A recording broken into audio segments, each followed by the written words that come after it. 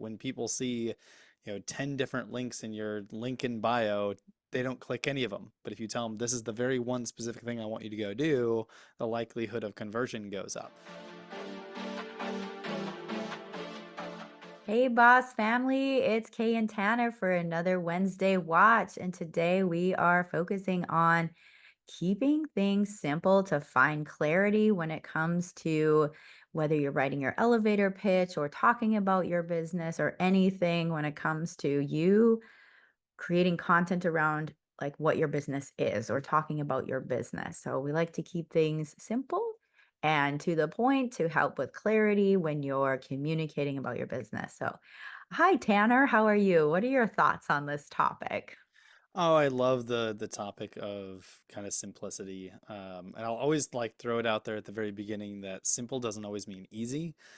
Sometimes making things as simple as possible can be more challenging, and it can almost be easier to make things more complex. But I do love, simplicity. It makes things just flow a little bit better, and especially from a communication standpoint, the more simple things can be, the better the communication will be between, a group of individuals or, two individuals one to one. I agree with you. And this is something I've personally had to work on in both like my professional life as well as my personal life, because I am a natural talker, a natural, like, I like to throw a lot out on the table, and sometimes that can be overwhelming. And, this reminds me, I always go back to this metaphor that I learned a few years back when in a marketing class.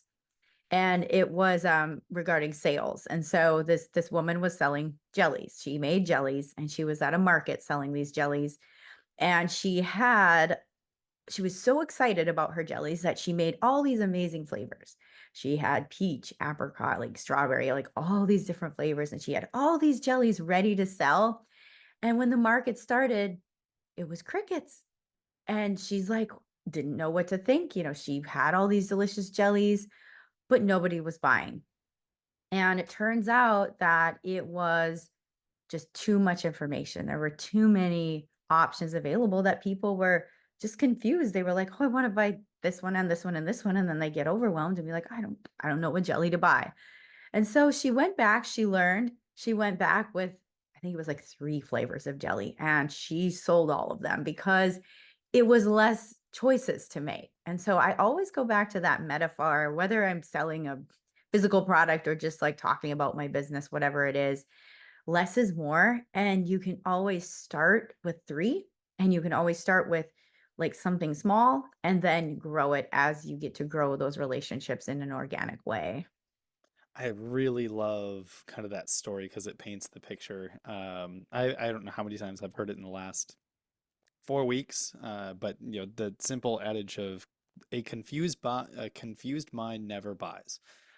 Because that example is a perfect example of it. In the marketing space, and like you're putting together different calls to actions and things like that.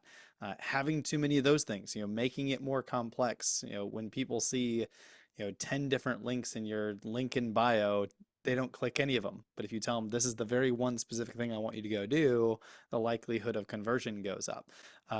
Same thing goes at the end of a blog post. Do you put 10 different things or 5 different things or even 3 different things that you want them to do? Or do you just pick, this is the one next step that you should take?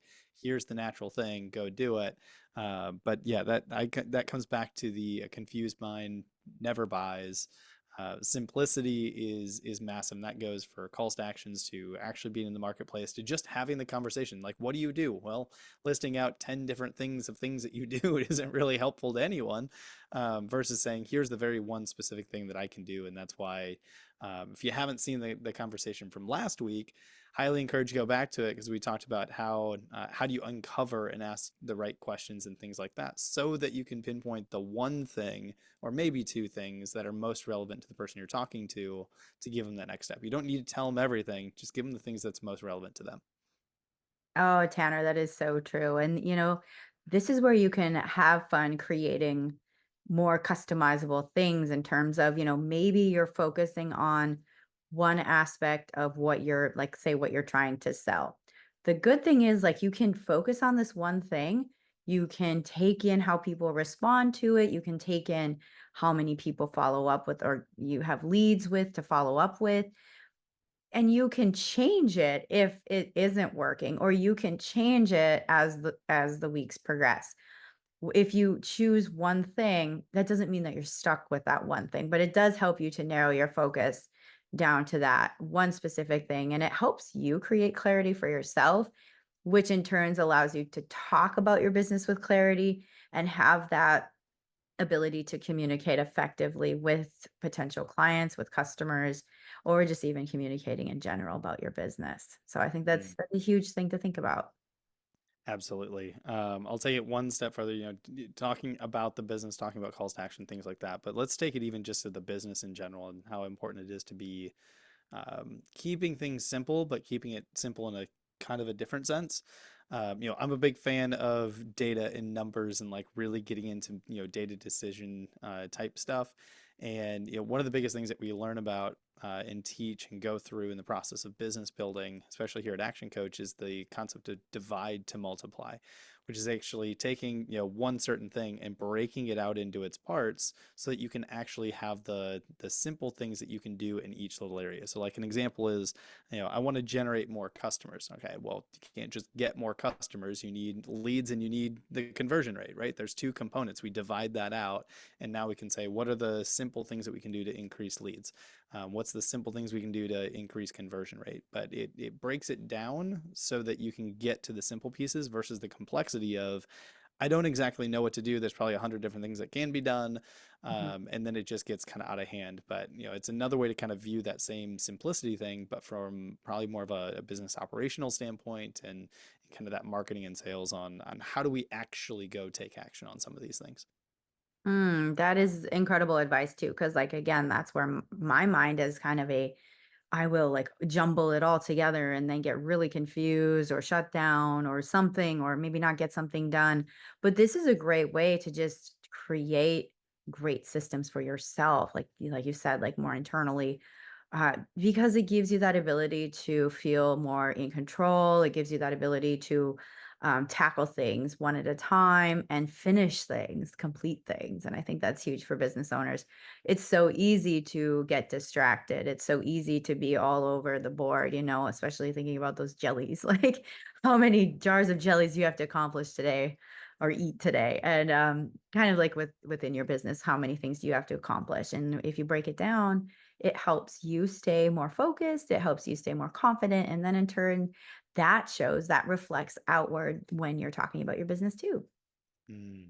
So if we bring this back to kind of talking about your business, I know we've got a kind of a cool little free event coming up for the boss community here on kind of elevator pitches and things like that. So if we come back to talking about simplicity in talking about your business, if you could give the audience like one piece of advice that you would use to kind of be able to hone in and simple things down when it comes to how you talk about your business, what's one piece of advice that you would kind of give to the listeners today? Ooh, I love this question because again, I remember being that person when I first got into my business, in my entertainment business. I would list all the different things we did, and people were like, oh, they had like this look of overwhelm on their face when I would say it. And I was like, "Oh, that's not what I'm going for." So, my biggest thing that I love is honestly, I've got it right here, my journal. My journal is where I throw all of those thoughts. And I like to do this early in the morning, especially if I've got like an event I'm working on or something that I'm focused on. Journaling all the things down and then thinking, okay, how can I put this in a capsule? How can I create something that is the most bare bones of what I'm all trying to say here? And that really, really helps. So that really helped me to create, this concept of, we help you make events epic, something very, very simple like that. Then people get intrigued, like, oh, I like that. Like, what is that? Can you tell me more about that? And then you can kind of work into those details. So my journal is my best friend. I use it all the time. Sometimes if I don't have it on me, I will text myself notes that I think of in my head and like something that helps me simplify things like, oh, this is a great catchphrase for something. Or, just thinking about, oh, that's a great newsletter header or something. So journaling, writing things down, reading them back to yourself, because then you can kind of see from a different perspective the thoughts in your mind. You can see them on paper, voice notes to yourself too, if you are like prefer an audible kind of thing. But yeah, I'd say write it down. That helps you organize your thoughts. I love that. That's probably exactly the first thing that I would think of as well. Like write it, just write everything out that's in your head, and then take a pass at it and go, how do I reduce it? Write it again, reduce it a little bit more, write it again, reduce it some more. That was the first thing that went through my mind. Which then the tools that exist today, if you're someone that wants to test out things like ChatGPT, like that might be a really good tool to kind of help hone in on some of those things as you kind of continue the different iterations of bringing it down. Same process, but then leveraging a little bit of technological tools and things like that. So really cool. Okay, why don't you tell us a little bit about what is upcoming? Obviously, this is a free exclusive kind of webinar for the Boss community.